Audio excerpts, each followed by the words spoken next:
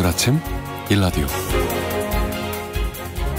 네, 여러분 안녕하십니까? 오늘 아침 일라디오 아나운서 정욱입니다. 제가 오늘까지 오승원 아나운서를 대신해서 진행하겠습니다. 날씨가 정말 이상하다. 봄이 더 짧아졌다. 다들 느끼실 텐데요. 우리도 때이른 더위에 올해 봄꽃 개화 시기가 빨랐지만요. 지구촌 곳곳에 초대형 열파, 그러니까 이상고온이 덮치면서 4월 기온이 역대 최고 기록을 갈아치우고 있다고 합니다. 최근 2주 사이에 인도, 중국 남부, 태국 등 주로 아시아 대륙에서 기온이 45도까지 치솟는 곳들이 속출하고 있고요. 피해도 늘고 있습니다. 대규모 열사병 사망자들이 생기는가 하면 곡물 작황에 영향을 미치게 되면서 식량난 우려도 커지고 있는데요. 오늘 우리도 한낮 최고 기온이 30도까지 오르면서 여름같이 더운 날씨를 보이겠다는 예보가 나와 있죠. 4월 내내 한동안 그 꽃샘추위가 이어지다가 한여름 같은 무더위가 찾아드는 현상이 반복되면서 몸도 마음도 날씨 변화에 참 적응하기 힘들다는 생각이 듭니다. 그래도 절기상 오늘 고구인데요. 이 중부지방을 중심으로 이슬비 소식도 있다고 합니다. 반가운 비 소식 기다리면서 4월 20일 목요일 오늘 아침 일라디오 출발합니다.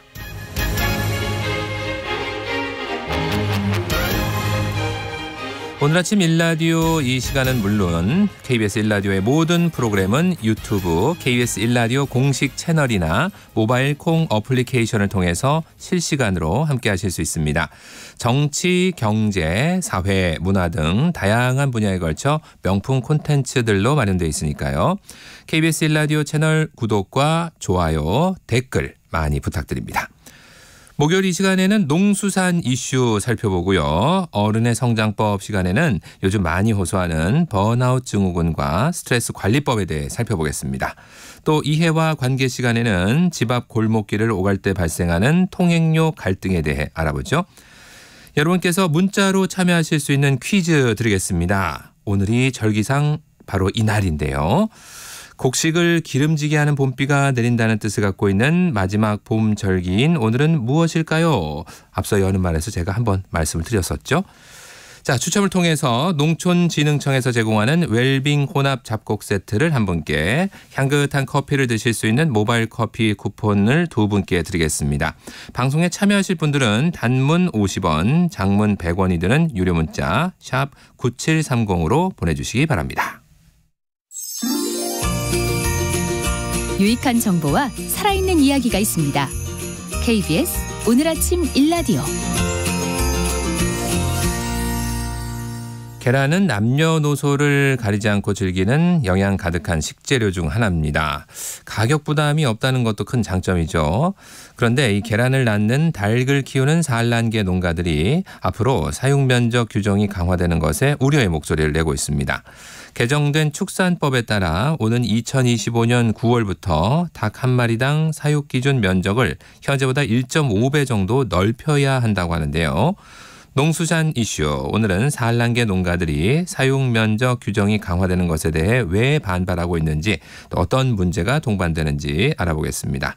한국농정신문 원재정 기자 전화 연결되어 있습니다. 안녕하십니까? 네, 안녕하세요. 한국농정신문 원재정입니다. 산란계 농가들이 사육 면적 규정이 강화돼 우려의 목소리를 내고 있다는 게 어떤 내용입니까? 예, 지난 2017년에 살충제 계란 파동이 벌어졌는데요. 그해 7월 유럽에서 살충제 성분인 피프론제 오염된 계란과 또 관련 제품 유통된 사건이 보도됐습니다. 한 달 뒤인 우리나라에서도 계란에서 살충제 성분이 발견되면서 파분이 확산됐습니다. 예. 좁은 공간에서 닭을 빽빽하게 키우다 보면 여름철에 이제 진드기가 발생하는데요. 이를 퇴치하기 위해 사용한 약재가 원인으로 지목된 바 있습니다. 이 사건 이후 정부가 산란계 농장의 사육 환경을 개선하겠다는 명목으로 2018년 축산법 시행령을 개정했고요. 사육 면적을 마리당 0.05제곱미터에서 0.075제곱미터로 상향 조정했습니다. 닭 한 마리를 지금보다 0.02제곱미터 더 넓은 곳에서 키우라는 얘기인데요. 산란계 농장을 새로 시작하는 경우엔 강화된 면적을 바로 적용하고요. 기존 사육 농장은 7년간 준비 시간을 줬습니다. 그게 2025년 8월 31일까지입니다. 예. 그러니까 2년 후면은 산란계 농장 전체가 강화된 사육 면적을 따라야 한다. 이 말이군요. 네, 맞습니다. 산란계 농가 단체인 대한산란계협회가 지난해 말에 출범했는데요. 지난 5일에 첫 번째 총회가 열렸습니다. 그 자리에 한국농정에서 좀 취재를 갔었는데, 산란계 농가들이 최근 이제 사료값을 비롯해서 생산비가 크게 늘어서 어려움 속에서 계란을 생산하고 있는 상황이었고요.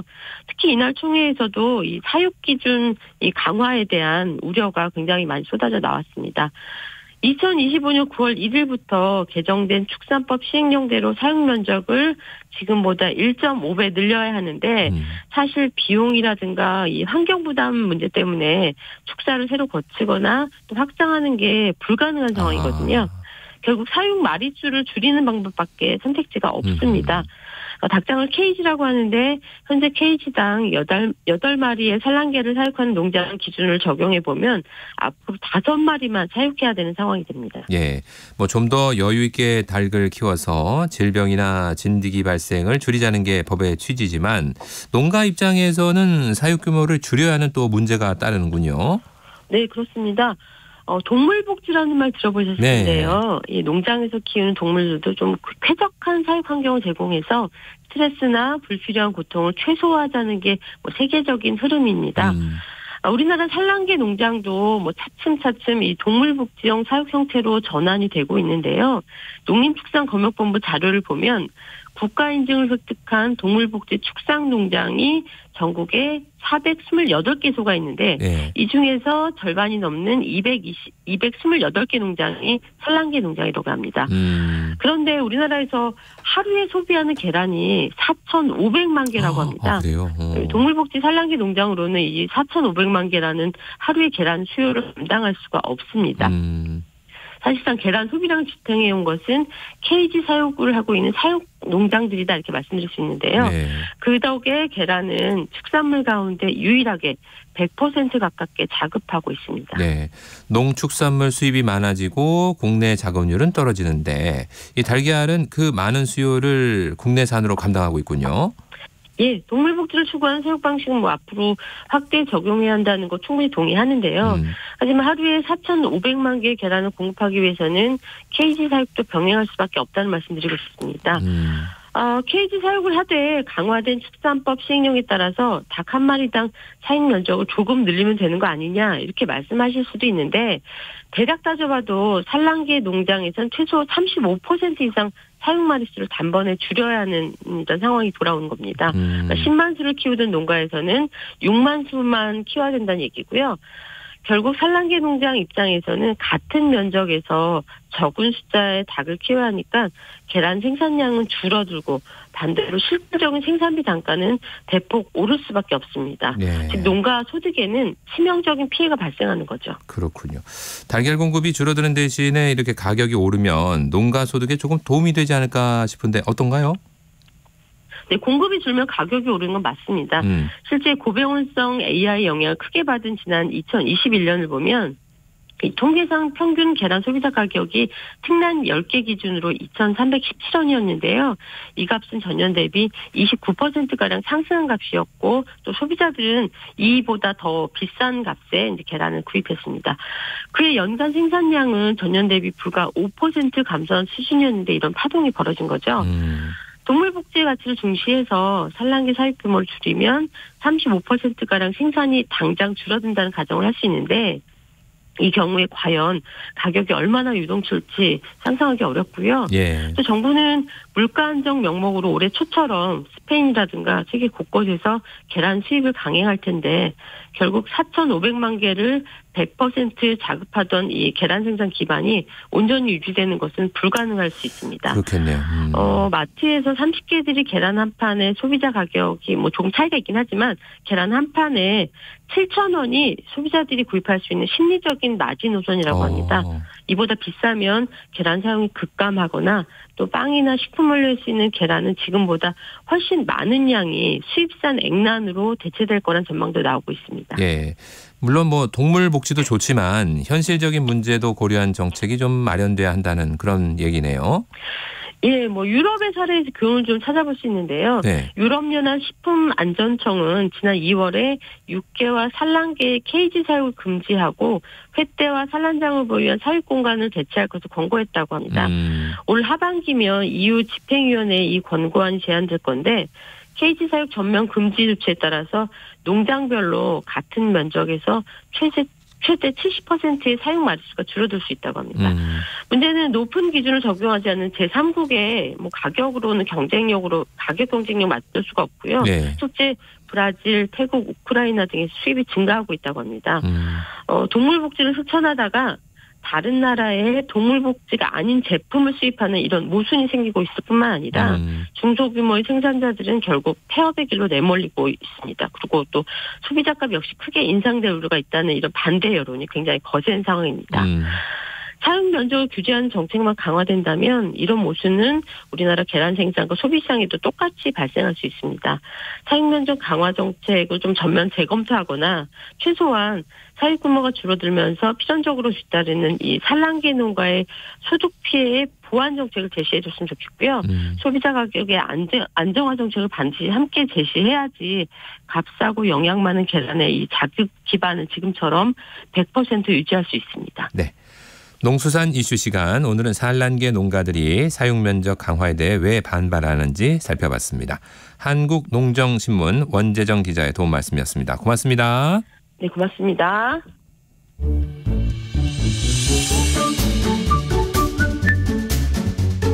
아침을 여는 기분 좋은 습관. KBS 오늘 아침 1라디오. 서툰 어른들의 마음이 자라는 어른의 성장법 시간입니다. 정신과 전문의 신재현 원장과 함께하죠. 어서 오십시오. 네, 안녕하세요. 반갑습니다. 네. 오늘은 어떤 이야기 들려주실 건가요? 네, 요즘에 나 지쳤어 라는 말을 좀 다르게 부르는 말이 있잖아요. 요새 번아웃이다. 나 번아웃이야. 그런 얘기 많이 하시죠. 네네네. 네, 번아웃이라는 용어가 요즘에 그 청취자분들께서 많이 듣는 말일 텐데 네. 오늘은 소진증후군이라고 불리는 번아웃 증후군에 대해서 오늘 좀 말씀드릴 예정입니다. 진짜 그러고 보니까 요즘에 번아웃이라는 얘기 심심치 않게 듣고 있는 것 같습니다. 그렇죠. 주로 이제 일이 많거나 또 지칠 때 자주 사용하는데 번아웃 증후군은 과연 어떤 상태인가요? 네, 번아웃이라는 게 이제 말 그대로 불이 다 타버린 그런 상태를 말하는 거잖아요. 그런 것처럼 몸과 마음이 지쳐서 황폐화된 상태를 말하고요. 원래 번아웃 증후군이 작업 환경, 그러니까 일하는 환경에서 나타나는 장기적 피로감이나 열정 상실 등을 뜻하는 심리적 용어인데요. 네. 짧은 기간 동안 우리가 가지고 있는 에너지를 다 쏟아붓게 되고 특정 일과 상황에 그래서 더 이상 에너지를 더 불태울만 여력이 없기 때문에 지쳐버린 몸과 마음 상태를 뜻하는 것입니다. 근데 요즘에는 원래는 그 정의대로 직장 환경에서 나타나는 문제만 얘기하는 것이 아니고 좀 굉장히 좀 피곤하고 네. 크게 지쳐 있는 상태를 두고 좀 넓게 사용하기도 합니다. 아나운서님께서도 아마 좀 경험이 있으시지 않을까요? 네. 저도 경험 있죠. 주로 네. 이제 저는 지치면은 기분이 조금 예민해지고 그렇죠. 예, 사람들에게 좀 날선 말을 하거나 아니면 뭐 그냥 뭐 널브러진다 그러죠. 그렇게 있기도 하고. 예. 네, 맞습니다. 이게 가장 흔하게 보통 겪는 현상인데요. 일단 번아웃이 왔다는 것은 일단은 에너지가 좀 고갈됐다는 말이고요. 그러게요. 예. 가장 흔하게 나타나는 현상이 좀 지쳤다는 느낌, 좀 무기력하다, 힘들다 네. 이런 느낌 많이 받습니다. 부담감과 압박감이 계속 시달리지만 예전만큼 추진력이 나타나지가 않아서 일의 효율은 계속 좀 떨어지게 되고요. 네. 또 불면도 나타나게 되고 좀 과민한 기분도 나타나게 되고 더 심해지게 되면 보통 우울증이나 이제 공황장애 같은 병으로 그래요. 이어지게 되기도 합니다. 이 번아웃이라고 하는 게 원래 좀 요새 범용적으로 많이 사용되지만은 사실 아직은 이 정신과 영역에서 질환으로 공식 인정된 건 아니고요. 2019년도에 돼서야 이제 국제보건기구에서 직업과 관련된 문제 현상으로 분류하게 됐습니다. 물론 용어 자체는 1970년도에 처음 나왔는데요.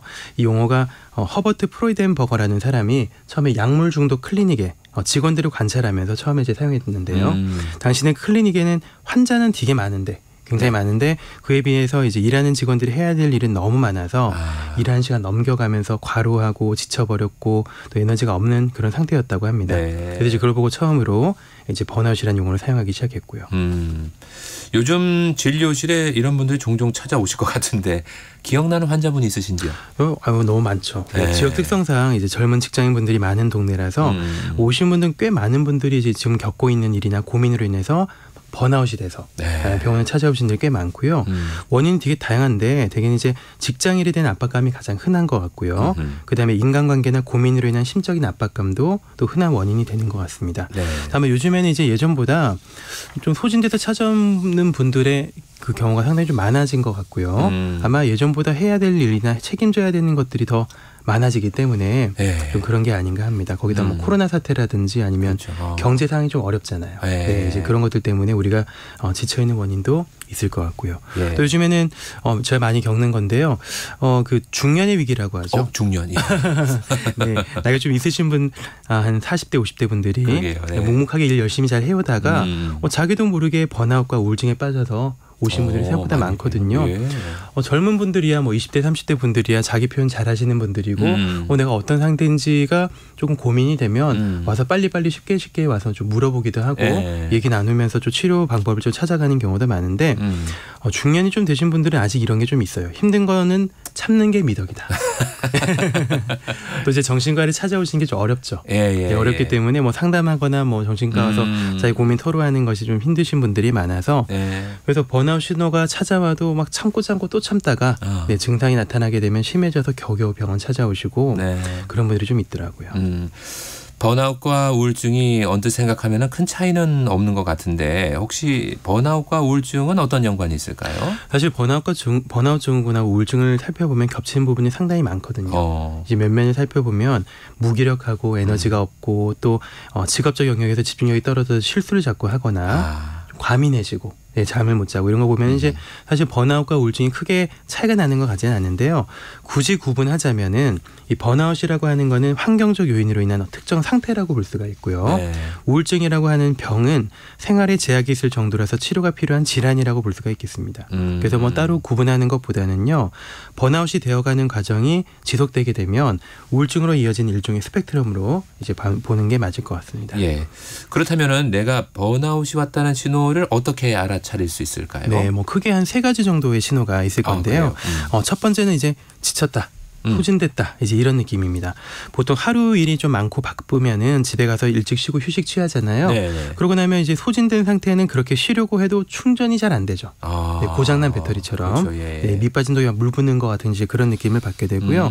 그래서 여유 시간이 생겨도 아무것도 하고 싶지가 않고 잠만 자고 싶고 이러는데 자도 좀 회복이 잘 안 되는 느낌. 그렇게 받는 게 이제 첫 번째 신호고요.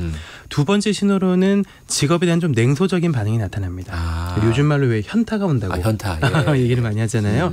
일하는 것에 대한 의미를 좀 잃어버리게 되고 예전에는 방향과 열정을 가지고 열심히 했던 일들이 아무런 쓸모가 없는 것 같고 이제 나는 누구지? 여긴 어디지? 이런 식으로 내가 여기서 좀 부품으로 소모되는 것이 아닌가 하는 식으로 좀 약간 철학적인 질문을 막 던지기 시작하고요. 마지막 3번째 신호가 일의 능률이 떨어지기 시작합니다. 평소엔 잘 처리했던 일들도 좀 더디게 느리게 처리하려고 하고 처리하게 되고요. 또 일이 많고 또 실수가 늘게 되고 집중력이 떨어져서 해야 될 일이 자꾸 빠뜨리기 시작하고요. 근데 사실 이런 신호들을 좀 자각하는 경우도 있긴 합니다만 사실 우리 자신을 객관적으로 보는 게 상당히 어렵거든요. 그래서 주변의 가족이나 동료나 친구들 중에서 이런 신호가 보이면 좀 조언을 잘 해주시면은 도움이 될 거라고 생각합니다. 저도 해당되는 부분이 좀 있는 것 같은데. 그렇죠. 결국 내가 현재 겪는 스트레스로 인해서 이 번아웃 증후군이 찾아오는 것 같습니다. 언뜻 생각해 보면 치료는 결국 평소에 그 스트레스 관리를 잘 하는 게 중요할 것 같은데. 네, 맞습니다. 혹시 스트레스를 잘 관리하고 번아웃을 극복하는 방법이 있을까요? 네, 이 말씀하신 대로 번아웃의 회복이 결국 스트레스 관리라는 데 좀 달려 있거든요. 그래서 스트레스 관리에 대해서 많은 분들이 질문을 하시는데요. 단순하게 말씀드리면 일단 외적인 관리와 내적인 관리로 나눌 수가 있겠습니다. 일단 외적인 부분은 나를 둘러싼 환경을 좀 조절하는 그런 부분이고요. 또 하나는 마음 안에 담긴 내적인 부분을 또 관리해야 되기도 하고요. 그 외부적인 스트레스를 관리하는 방법은 뭐가 있을까요? 네, 일단 제일 중요한 거는 먼저 나를 괴롭히는 요인들이 뭐가 있는지를 좀 정리하면 도움이 됩니다. 정리하는 것. 그러니까 그냥 괴롭다라는 마음으로 이제 전전긍긍하는 것이 아니고 나를 둘러싸는 불편한 요인들을 좀 차분하게 적어내려가는 겁니다. 다이어리나 A4 용지를 펴가지고요. 일단 리스트를 쭉 만들고 하나, 둘, 셋 이렇게 좀 정리해보고 그 옆에 간단하게 솔루션 같은 것도 좀 적어보면은 도움이 되죠. 그리고 둘러싼 문제가 좀 명확해진다면은 다음에 이제 분류를 하게 되는데요. 네, 분류라는 건 어떤 분류냐 하면은 스트레스 요인을 당장 해결할 수 있는 것, 노력해서 해결할 수 있는 것과 노력해봤자 해결이 안 되는 것으로 이제 단순하게 분류하는 것 자체가 좀 도움이 됩니다. 그러니까 해결을 할 수 있는 문제라면 최대한 빨리 좀 해결하려고 노력을 해야 되겠죠. 예, 예. 일이 많다면 눈앞에 쌓인 과도한 업무에 대해서 회사 측과 상의를 해가지고 다시 재분배를 하거나 아니면 굳이 완벽을 기하지 않아도 되는 일이라면 네. 최대한 힘을 빼고 빨리 기계적으로 마무리하는 네, 그런 시도를 해봐야 될 것이고요. 또 해결할 수 없는 일이라면은 시간이 한참 지나도 끝낼 수 없는 일이라면 일단 내버려두는 그런 결심을 하는 게 중요하죠. 예. 당장 결과를 알 수 없는 투자를 해놓거나 아니면 결론을 낼 수 없는 인간관계 같은 것들은 사실 네. 에너지를 좀 쏟지 말아야 되겠다는 결심이 필요하거든요. 네, 우리가 가진 에너지는 한계가 있기 때문에 맞아요. 나를 둘러싼 스트레스 요인의 우선순위를 정하고 우선순위에 따라서 에너지를 쏟을 부분과 쏟지 않을 부분을 또 이제 분류하는 것이 도움이 됩니다. 네. 해결할 수 없는 일을 일단 좀 밀어놔야죠. 밀어놓고 그렇죠. 이건 좀 나중에 해도 되는 거야 라고 좀 그 꼬리표를 붙여놓는 것만으로도 또 충분히 좀 마음이 위안이 되고 안도감이 들 수가 있습니다. 네. 번아웃이 아무래도 외적으로 업무 환경적인 부분에서 오는 경우가 많은 것 같은데 일이 너무 많아서 압박감을 느끼고 미루게 되고 또 힘들어지는 경우가 많지 않습니까? 혹시 그렇죠. 그 부분에 대한 팁을 좀 주실 수 있을까요? 네, 사실 번아웃이 한번 특징을 살펴보면 일이 정말 많아서 오는 경우보다는 일 자체에서 오는 부담감과 압박감이 좀 굉장히 크게 영향을 받거든요. 예, 예. 심적인 부분에 영향을 많이 미친다는 거죠.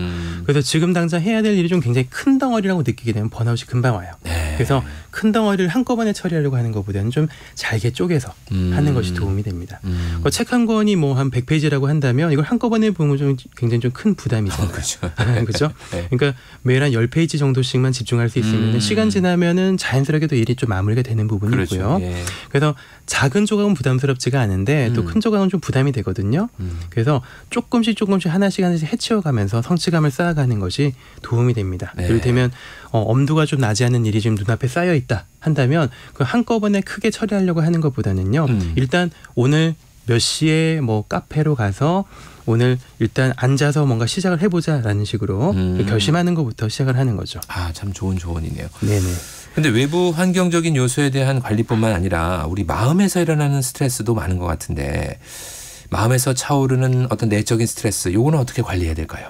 제일 중요한 게 휴식이죠. 휴식. 네, 휴식이죠. 이제 물리적인 시간의 여유가 결국 몸과 마음의 여유로 연결되기 마련이잖아요. 네. 우리 몸이 이제 에너지를 막 무한정 찍어내는 그런 공장이 아니기 때문에 일단 그 소진이 되려고 하면은 충전하는 시간은 또 분명히 필요합니다. 네. 또 이제 반드시 잘 쉬어야 돼. 나 이제 휴식하면 완전 잘 쉬어야 되고 정말 나는 아무 일도 하지 않아야 돼 이런 강박을 이제 갖는 분들도 계시는데 네. 또 그런 강박은 좀 내려놓으시는 게 좋을 것 같고요. 제가 환자분들한테 하루를 막 다 비우는 휴식을 하라고 보통 얘기하진 않거든요. 네. 적어도 한 반나절만이라도 한 서너 시간만이라도 주말 중에 이제 한 그 정도 시간만이라도 외부와의 접촉 없이 혼자서 멍하게 있는 시간. 네, 그냥 한번 좀 가져보라고 말씀드립니다. 요즘에 불멍이라고 하고 물멍이라고 하잖아요. 예. 네, 가만히 이제 불 쳐다보고 물 쳐다보면서 가만히 있는 그런 시간들을 가지는 것도 굉장히 좀 도움이 많이 될 거고요. 예. 광고 카페가 갑자기 생각나네. 열심히 일한 당신 떠나라. 네. 네, 그렇습니다. 휴식을 취하는 데 있어서 적절한 취미 활동하는 것도 도움이 되겠죠. 그렇죠. 예, 당연히 내가 원하는 거 좋아하는 것을 찾는 것도 중요하고요. 근데 또 취미생활 하는 것이 또 스트레스가 된다는 분도 상당히 많아요. 왜냐하면 내가 진짜 하고 싶은 게 아니라 꼭 해야 되는 것으로 생각하는 분들이 많거든요. 그래서 남들 보기에 그럴싸한 취미를 찾는 것보다는 진짜 내가 즐겁고 했을 때 좀 성취감이 쌓이고 하는 어떤 내적으로 충만감을 줄 수 있는 취미 활동을 잘 찾아가는 것도 굉장히 중요할 것 같습니다. 예. 자, 스트레스를 관리하려면 이제 내가 얼마나 힘든지를 아는 게 중요할 것 같은데 저만 해도 이제 스트레스를 한참 받았다는 사실을 꼭 뒤늦게 알거든요. 그렇죠. 예. 네, 그런 경우가 많죠. 예, 스트레스를 많이 받았다는 사실을 좀 쉽게 알 수 있는 방법 없을까요? 일단 스트레스 관리에서 중요한 요소가 몸과 마음이 얼마나 과열됐는지를 알아차리는 게 굉장히 중요하거든요. 그러니까 이제 몸은 계속 신호를 보내요. 네. 이제 좀 충분하다고 이제 당신 열심히 일했으니까 좀 쉬라고 아까 말씀하신 것처럼 신호를 계속 보내는데도 그 신호를 감지하지 못하다가 무너지는 경우가 굉장히 많습니다. 그래서 저는 환자분들한테 몸이랑 좀 친해져야 된다. 네. 여러분의 몸과 좀 친해져야 된다고 말씀드리는데요. 몸과 좀 친해지면 잘 알 수가 있거든요. 이를테면 이제 몸에서 뭔가 평소와는 다르게 피로가 회복되지 않고 답답하고 한숨 자주 쉬게 되고 막 가슴이 자주 두근거리거나 뭐 손발이 경직되고 떨리거나 이런 느낌들이 좀 나타나기 시작하면 평소와 다른 몸의 상태가 나타나기 시작한다면은 뭔가 좀 몸에서 뭔가 과열되고 있다는 신호고 그것이 또 번아웃의 초기 증상으로 볼 수가 있기 때문에 이런 부분들이 있다면은 좀 미리 충분히 고민해 보시고 필요하다면 병원도 오시고 하시면서 관리를 하시면은 좋을 것 같습니다. 알겠습니다. 자, 어른의 성장법, 오늘은 번아웃에 대해서 살펴봤습니다. 정신과 전문의 신재현 원장의 도움 말씀이었습니다. 고맙습니다. 네, 감사합니다.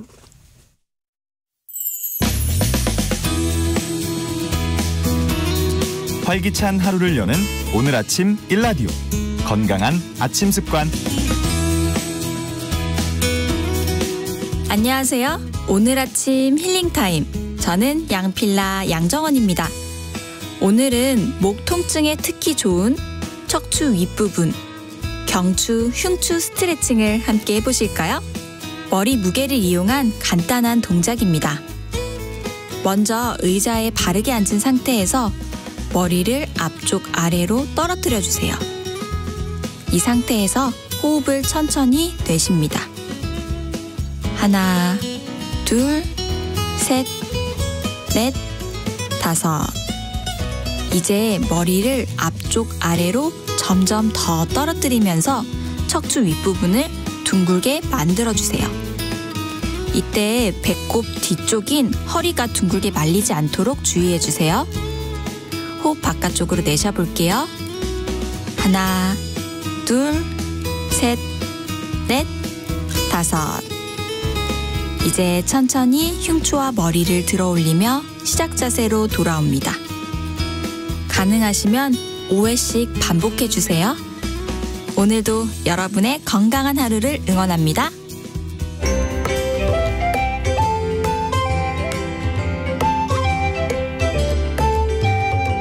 상쾌한 하루의 시작. KBS 오늘 아침 일라디오.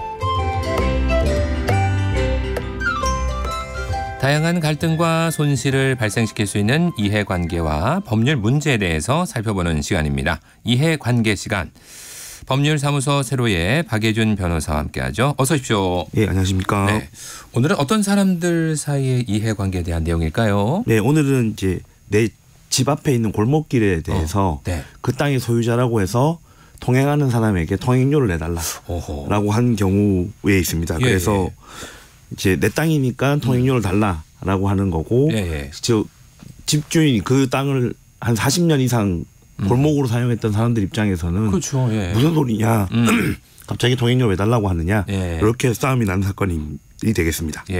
아니 근데 골목길의 통행료라 이 실제 문제가 됐던 사건인가 봐요. 네, 뭐 전국적으로 많이 있는 사건이기도 하고요. 뭐 오늘 제가 참고한 사례는 이제 몇 년 전에 경남 창원의 한 동네에서 실제로 있었고요. 그렇군요. 그래서 이제 몇몇 주민들이 큰 길에서 자기 집을 들어가는 데 있어서 문제가 된 골목길을 반드시 이용해야 되는데 이제 40년 전에 이제 집을 지어진 동네인데 이유를 알 수 없이 이제 다른 사람의 땅에 도로가 생겼던 거고 골목길이 생겼던 거고 그래서 이제 40년이 지나서 지금 땅 주인이 한 50만 원을 매월 통행료로 달라 이렇게 청구한 거가 되겠습니다. 아니 매월 50만 원 이거 진짜 적은 돈이 아니잖아요. 네. 골목길 통행료가 법적으로 이게 가능한 겁니까? 일단 뭐 법적으로는 가능한 얘기고요. 아 그래요? 왜냐하면 내 땅이 다른 사람의 다른 사람 이용한 거잖아요. 그렇긴 그래서 한데 그래도 골목길인데 쉽게 보시면 이제 원칙론적으로는 내 땅을 남이 이용하게 했으면 저희 뭐 쉽게 생각하면 월세. 남의 집을 제가 제 용도로 사용하면 사용료를 줘야 되는 거잖아요. 그렇죠. 그것처럼 이제 소유자는 내 땅이 이제 다른 사람에게 사용됐을 때 뭐 대가를 청구할 수는 있습니다. 아니 길이라도 그 개인 사유지면 이렇게 통행료를 내야 한다는 그런 말씀이신 거군요. 이제 뭐 원칙상은 그렇다는 거고요. 원칙상. 근데 뭐 세상이 다 원칙대로만 돌아가는 건 아니니까요. 그러니까요. 그래서 이제 이런 경우가 많습니다. 전국에 많다 보니까 네. 이제 대법원에서 이제 판례로 기준을 정해줬습니다. 네. 그래서 모든 경우에 받을 수 있는 건 아니고 이제 그 현황이라든지 사용 상태, 그동안 지나온 시간, 그다음에 소유자의 의사 네. 이런 거를 이제 추정을 해서 이 도로가 개설될 때 이 땅 주인이 공공의 용도로 도로로서 이제 공짜로 사용돼도 된다라는 의사를 표시한 걸로 볼 수 있다라고 하면 그렇죠. 이제 이용료를 받지 마라. 라고 돼 있어서 사실상 이제 전국에 있는 많은 이런 도로들 사도라고 부르거든요. 네. 예, 그래서 이런 사도들이 뭐 이용료를 못 받고 있는 경우가 많기는 합니다. 아, 예. 그렇죠. 그러니까 처음에 집이 생길 때 그걸 알았으면은 뭐 우회도를 낸다던가 네. 돌아간다 그러죠. 우리가 좀 돌아가더라도 네, 그렇죠. 그렇게 예. 상황이 발생했을 텐데 아니 40년 동안이나 이렇게 골목길로 잘 사용을 해 왔으면은 뭐 그렇게 넘어갈 수도 있는 건데 왜 갑자기 다툼이 생겼던 건가요? 이제 보통은 네. 대부분은 이제 그 과거에 이 땅을 계속 갖고 40년 동안 갖고 있던 사람이 네. 한 명일 일은 없잖아요. 그렇죠. 계속 그래서 바뀌죠. 이제 네. 쭉 갖고 있던 사람이 별 문제 없이 있다가 어떤 이제 다른 목적으로 이 땅을 이제 사고자 하는 사람들이 이제 소유권을 취득했거나 네. 아니면 이제 이 지역을 떠나고 다른 지역에 살고 있는데 이제 상속으로 이 땅을 받게 된 경우 예. 이렇게 해서 이제 소유자가 바뀐 경우에 대부분 이제 이런 문제가 생깁니다. 예. 하긴 뭐 새로 들어오는 사람 입장에서는 뭐 예를 들어서 큰 건물을 새로 지을 때는 네. 우리가 평수 이제 지금은 세제곱미터로 합니다만 네. 평수가 느는 게 좋으니까 네. 그 땅까지 하면은 사실 건물 면적이 늘어나는 거잖아요. 예, 맞습니다. 그래서 지금 제가 말씀드린 사례도 실질적으로는 이제 그 옆에 대규모 상가를 역시. 지으려고 하다 보는데 이제 구석에 있는 어떤 땅들이 이제 아무래도 협조가 안 되다 보니까 그렇죠. 이제 예. 그거 팔으라고 소송 내용은 이제 그 통행료를 달라라는 내용이지만 실질적으로는 이제 나한테 땅을 팔아라라고 압박하는 수단으로 사용된 걸로 보입니다. 그렇군요. 아 근데 오래 살던 집을 팔기 싫을 수도 있는 거잖아요. 네. 해결할 수 있는 방법이 없는 겁니까? 길이니까 뭐 정부나 지자체에서 이거 좀 중재 같은 거 해줘야 되는 거 아닙니까? 사실 정부나 그 지자체에서 깔아줘야 되는 건데 원래는. 네, 뭐 이제 정부나 지자체에서 이제 중재를 하려고 시도를 많이 합니다. 이게 또 들었다시피 뭐 집 앞에 도로에 50만 원을 사용료를 내라. 이게 언뜻 뭐 상식적으로 이해가 안 되는 부분이고 하다 보니까 이제 이런 문제가 생기면 이제 지방자치단체에 나서서 이제 중재를 하죠. 네, 그래서 중재를 해서 뭐 이제 뭐 웬만하면 파세요라고 중재를 하든지 뭐 아니면 그냥 뭐 이거를 임대료를 뭐 저희가 내겠습니다라고 하든지 아니면 그 도로 주인한테 이제 지자체가 도로를 관리할 테이니 지자체로 이 땅을 파십시오라고 하는데 이제 목적이 다른 데 있잖아요. 그렇죠. 이 주변 땅을 압박을 해서 사고자 하는 거기 때문에 지자체가 나한테 파세요라고 하면 뭐 말도 안 되는 가격에 그럼 사가라라고 한다든지 이제 뭐 이런 그 여러 가지 문제가 생겨서 근데 이게 원칙적으로 사유재산이다 보니까 지자체의 중재에 응하지 않았다고 해서 강제로 뺏어온다든지 수용을 한다든지 하는 방법은 없기 때문에 현실적으로는 뭐 그런 중재가 잘 먹히지는 않습니다. 네. 그러면은 뭐 이건 제 생각입니다만 적어도 정부나 지자체에서 사용료는 좀 어떻게 해결해 줘야 되는 거 아닐까요? 예, 그래서 많은 경우에 이제 그 지자체랑 이제 정부에서 사용료를 주려고 합니다. 근데 전국에 워낙 많고요. 그다음에 아까 말씀드린 대로 그 대부분의 경우는 다른 목적에서 이런 문제를 일으킨 거기 때문에 그렇죠. 이 사용료를 그러니까 그렇게 합의되는 경우가 잘 없기는 합니다. 그래서 원칙상은 이제 지자체나 정부에서 사용료를 지급하고 대신 이제 이런 분쟁이 일어나지 않도록 하려고 노력은 많이 하고 있습니다. 예.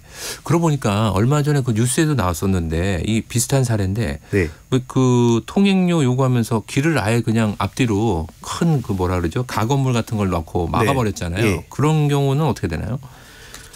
뭐 일단은 이제 뭐 내 땅이니까 막아도 된다 이렇게 생각하실 수 있는데요. 일단 막으면 안 되고요. 아 그래요? 예, 그래서 이제 사용료를 받을 수 있는 도로라면 이제 뭐 사용료를 받을 수 있는 도로라면 당연히 막아도 됩니다. 그런데 반대로 사용료를 받을 수 없는 도로라면 아무리 소유자라고 하더라도 앞뒤로 막았을 때는 이제 일반 교통방해죄라고 해서 형사 범죄가 됩니다. 아이고 범죄가 돼요? 네, 그래서 이제 뭐 길을 아예 막거나 이제 길을 막는 거에 대해서는 사람들이 이제 형사 범죄가 된다는 걸 잘 알고 있기 때문에 교묘하게 길을 일부만 막습니다. 일부만 이제 이렇게 뭐 그 이제 뭐 바리케이트를 이제 크게 둔다든지 이런 것들은 너무 맹시적이라서 그런데 네. 여기는 내 경계니까 여기는 침범하지 마 이렇게 해서 그 선에다가 구멍 몇 개 뚫어서 기둥 몇 개를 둬서 그래서 이게 사람이 걸어갈 수는 있는데 네. 뭐 자동차라든지 뭐 이런 거는 못 지나가게 한다든지 하는 방법으로 교묘하게 방해를 하긴 하는데 결론적으로는 이 일반 사람들이 다니는 길을 못 다니게 하려는 의사로 이걸 막았다고 하면 소유자라고 하더라도 이제 뭐 형사처벌을 받을 수가 있고요.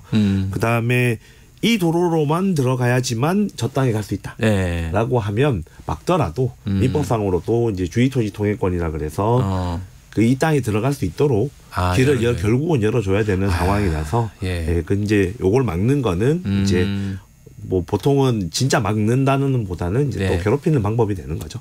그러면은 이제 다시 원론적으로 좀 돌아가서요. 사실 길은 당연히 여러 사람이 사용하는 건데 애초에 이 사유지를 왜 도로로 썼는지 그게 문제 아니겠습니까? 예, 그래서 일단은 이제 도로라고 하면 원칙적으로 지방자치단체나 이제 정부, 국가가 이제 만들어서 관리하는 게 원칙입니다. 그렇죠. 그런데 어떻게 생각해 보면 사유지라고 해서 도로가 필요 없는 건 아닙니다. 예를 들면 큰 공장. 그렇죠. 이라든지 그다음에 상가가 있는데 상가 같은 경우는 큰 도로에 바로 연결할 수만 있다면 그 가치가 많이 올라가기 때문에 기꺼이 내 땅을 들여서라도 도로를 만들려고 합니다. 그런데 이런 도로들은 정말 도로 목적으로 사용하는 것이기 때문에 제가 정부에 등록을 합니다. 이건 도로입니다라고 이제 등록을 해서 사용하기 때문에 당연히 문제될 게 없습니다. 그렇게 등록을 한 거는 당연히 사람들이 편하게 쓰게 해줘야 되는 거고. 근데 이제 문제는 아까 말씀드린 것처럼 이유 없이 어떻게 하다 보니까 그 도로로 표시가 안 돼 있는데 도로로 사용되는 경우 이제 이게 항상 문제가 되는 거죠. 네. 그리고요 도로라고 되어 있지 않고 도로면이라고 되어 이건 또 뭔가요?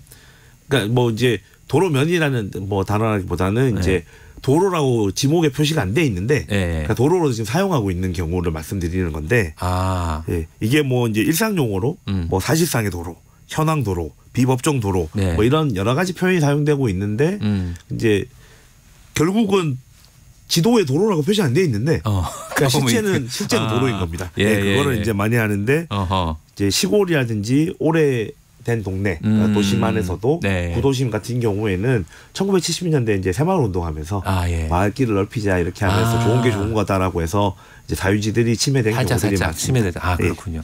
그럼 이게 흔한 만큼 문제도 많겠는데요? 맞습니다. 많고 그 판례에서 아무리 뭐 이러저러하다라고 하더라도 뭐 소유자가 변동이 생기면 자기 이익을 찾기 위해서 이제 문제 제기하는 경우가 많아서 문제는 많이 있습니다. 자, 그럼 끝으로 방지할 수 있는 방법은 없을까요?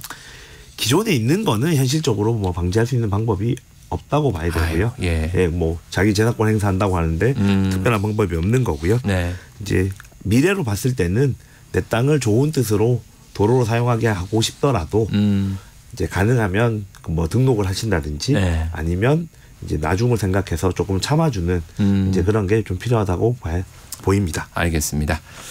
이해와 관계, 오늘은 집 앞 골목길 통행료 갈등에 대해서 살펴봤습니다. 법률사무소 세로의 박예준 변호사의 도움 말씀이었습니다. 고맙습니다. 예, 감사합니다. 자, 오늘 문자 퀴즈. 오늘이 절기상 이날인데요. 곡식을 기름지게 하는 봄비가 내린다는 뜻을 갖고 있는 마지막 봄절기인 오늘은 무엇일까요? 라는 질문을 드렸었죠. 많은 분들께서 지금 사연과 또 정답 보내주셨습니다. 몇 분만 좀 읽어보도록 하죠. 휴대폰 끝자리 6842 사용하시는 분입니다. 정답은 고구려 하동 야생차 첫입 따는 시기랍니다. 그렇군요. 또 야생차가 나올 시기군요. 강지영님께서는 정답은 고구입니다. 고구에는 본격적인 농사철이 시작된다고 합니다. 올해도 풍년을 기원합니다. 장홍 아나운서 이른 아침부터 고생하셨습니다. 아이고 오늘까지 제가 방송인 걸 아시는군요. 네, 감사합니다. 8000 사용하시는 분, 오늘은 고구입니다. 저도 어머님 혼자 시골에서 약간의 밭농사를 하고 계시지만 비가 상당히 중요합니다. 비가 안 오면 직접 수돗물 호수를 끌어다 사용해야 하거든요. 팔순의 노모가 힘이 드시겠죠. 또 오늘은 저희 결혼기념일입니다. 많이 축하해 주세요. 진짜 축하드리겠습니다. 1309 사용하시는 분입니다. 정답 고구 맞춰주셨고요. 이 비가 내리면 모짜리 준비부터 농사일이 시작되죠. 농촌에서는 제일 바쁜 시간이 옵니다. 들에서 개구리 소리가 본격적으로 들려옵니다. 라고 해주셨습니다. 자, 한 번만 더 소개해드리죠. 4441 사용하시는 분입니다. 고구 맞춰주셨고요. 합천의 비닐하우스에서 농작물 물주기 작업 중 라디오를 틀어놓고 듣습니다. 비가 더 내렸으면 좋겠네요. 네, 농부의 마음이신 것 같습니다. 자, 이렇게 청취자분들께서 보내주셨는데요. 참여해주신 분들 다시 한번 감사드리고요. 당첨자는 저희가 홈페이지에 게시해드리겠습니다. 오늘 아침 일라디오, 내일부터는 오승원 아나운서가 다시 인사드리겠습니다. 지금까지 저는 아나운서 정우였습니다. 안녕히 계십시오.